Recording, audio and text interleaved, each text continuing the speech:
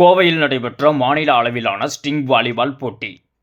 கோவையில் நடைபெற்ற மாநில அளவிலான அமர்வு கைப்பந்து போட்டியில் தமிழகத்தின் பல்வேறு மாவட்டங்களிலிருந்து மாற்றுத்திறனாளி வீரர்கள் ஆர்வமுடன் கலந்து கொண்டனர்.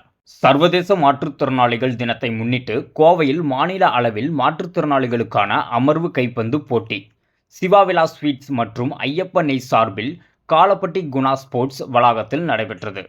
தொடர்ந்து 4வது ஆண்டாக கோயம்புத்தூர் பாரா வாலிபால் சங்கம் சார்பாக நடைபெற்றதில் கோவை, திருச்சி, மதுரை, திருநெல்வேலி, கன்னியாகுமரி, தூத்துக்குடி, கிருஷ்ணகிரி, தருமபுரி, விருதுநகர், திருப்பூர், ராமநாதபுரம் மற்றும் சேலம் ஆகிய மாவட்டங்களிலிருந்து மாற்றுத்திறனாளிகள் வீரர்கள் போட்டியில் பங்கேற்றனர்.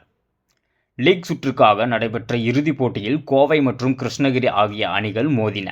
இதில் இரு அணி வீரர்களும் சிறப்பான ஆட்டத்தை வெளிப்படுத்தி 2 செட்களிலும் தலா ஒரு அணி வெற்றி பெற்றது.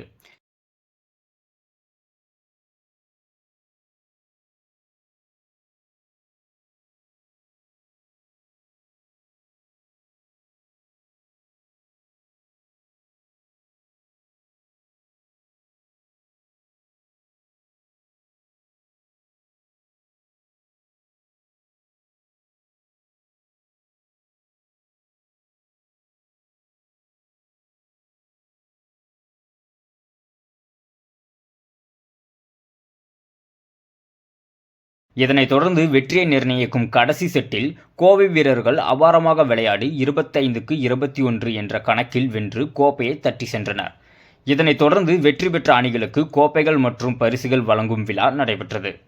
விழாவில் சிவாவிலாஸ் நிறுவன தலைவர் முருகானந்தம் பாண்டியன், ஐயப்பனை நிறுவன தலைவர் கிரீசன் மற்றும் சிங்காநல்லூர் காவல் நிலைய ஆய்வாளர் இளங்கோவன் ஆகியோர் போட்டியில் கலந்து கொண்டு போட்டிகளில் வெற்றி பெற்ற அணிகளுக்கு மற்றும் சிறந்த வீரர்களுக்கு பரிசு வழங்கி கௌரவித்தனர்.